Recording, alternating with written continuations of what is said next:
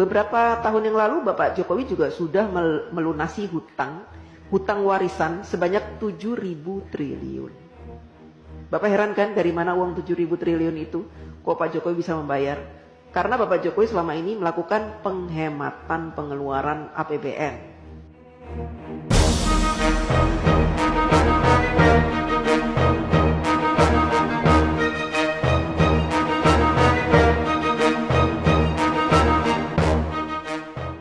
Balasan menohok disampaikan Menteri Keuangan Sri Mulyani terhadap pihak-pihak yang kerap mengkritisi soal utang pemerintah Indonesia. Diketahui utang Indonesia tembus sekitar 8.000 triliun rupiah. Saya ngutang tapi sampai 8.000 triliun, mikir nggak anak cucu yang nanggung? Mau dua mana mikir ke situ. Sri Mulyani mengungkapkan dirinya kerap kali memberikan penjelasan terkait situasi utang negara, namun tetap saja ada pihak-pihak yang mempolitisasi hal tersebut. Bapak, VT saya banyak loh yang mengungkap tentang hutang negara, ya. Bahkan kalau saya live, saya selalu bahas tentang hutang negara. Ya, mungkin Bapak yang tidak paham tentang hutang negara. Sri Mulyani pun tak keberatan terus mengulang penjelasan soal utang negara supaya informasi hoax tidak tersebar. Presiden tidak bisa memutuskan segala sesuatunya, apalagi perkara hutang sendirian.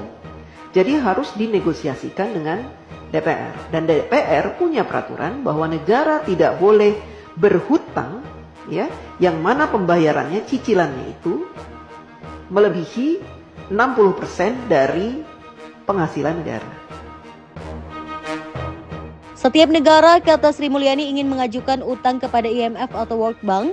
Setiap kebijakan utang harus disepakati oleh DPR. Saya akan jelaskan sekali lagi, ya. Mumpung saya lagi ada semangat untuk menjelaskan, supaya apa? Bapak tidak menyebar hoax, ya. Bapak tidak berpikiran jahat terhadap pemerintah, ya. Supaya juga menambah pengetahuan Bapak tentang hutang negara, ya. Mudah-mudahan saja penjelasan saya nanti membuat Bapak agak terbuka matanya, kupingnya, ya, pikirannya, wawasannya. Di era pemerintahan Jokowi, utang Indonesia itu tidak lebih dari 35%, artinya jauh di bawah batas maksimal berhutang yang ditentukan oleh DPR Republik Indonesia, yaitu 60%. Artinya apa? Kita masih berada di ambang aman, ya. Dan saat ini Indonesia terkenal sebagai negara yang hutangnya sedikit. Dibanding dengan Jepang, Amerika yang sampai 200% dari PDB-nya, Jepang sampai 210%, kemudian negara-negara lain, ya, bahkan tetangga-tetangga kita, Singapura, hutangnya tuh banyak, Pak. Berbeda dengan kita. Kita hutangnya sedikit. Beberapa tahun yang lalu Bapak Jokowi juga sudah melunasi hutang warisan sebanyak 7.000 triliun. Bapak heran kan dari mana uang 7.000 triliun itu? Kok Pak Jokowi bisa membayar? Karena Bapak Jokowi selama ini melakukan penghematan pengeluaran APBN. Dengan cara apa? Dengan cara tidak menggunakan APBN untuk pembangunan negara.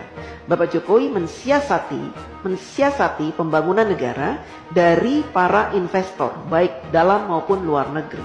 Sehingga APBN-nya utuh, tidak diutak-atik. APBN yang ada khusus digunakan untuk kepentingan rakyat seperti subsidi, kemudian bansos, PLT, PKH dan sebagainya itu, Pak. Ya, Bapak harus tahu. Jadi kalau Bapak bilang hutangnya sampai 8.000 triliun itu, seandainya saat ini hutang kita 8.000 triliun, itu sedikit, Pak. Dibanding dengan PDB kita tuh sudah banyak sekali, Pak. Itu jumlahnya cuma 35% dari penghasilan kita, penghasilan negara maksudnya, ya Pak. Jadi masih di ambang batas wajar. Anak cucu kita nanggung. Tidak, Pak. Dulu juga gitu. Katanya Pak Harto berhutang banyak sampai 20.000 triliun. Nanti anak cucu nanggung. Saya tidak merasa menanggung. Saya sudah dewasa, sudah besar, sudah tua. Setua ini tidak pernah saya merasa menanggung beban hutang negara. Tidak. Itu kan hanya kiasan-kiasan yang diberikan oleh orang-orang yang membenci pemerintah. Ya, jadi mereka membuat rumor-rumor seperti itu. Supaya apa? Supaya kita membenci pemerintah. Kan gitu. Kita awam, orang awam, tidak pernah diberikan pemahaman tentang hutang negara. Sehingga yang ada di pikiran kita, hutang, negara berhutang, nanti anak cucu kita akan membayar. Tidak, Pak. Ya. Selama pemerintahan itu baik, memberikan kesejahteraan kepada kita, memberikan gaji UMR yang pantas, ya, kemudian memberikan peluang-peluang untuk usaha, sehingga kita punya penghasilan, setiap bulan dan memberikan lowongan-lowongan pekerjaan yang sangat banyak, maka kita tidak terbebani oleh hutang negara, Pak. Ya, apalagi sekarang pemerintah sudah membuka banyak sekali lowongan dengan dibukanya smelter-smelter, proyek-proyek hilirisasi, itu akan membuka ratusan ribu lowongan pekerjaan, Pak, buat bangsa Indonesia, dan itu akan menjadi penghasilan yang akan dinikmati dan sehingga kita tidak dibebani oleh hutang itu, hutang negara tidak dibebani, Pak. Jadi Bapak jangan sok tahu.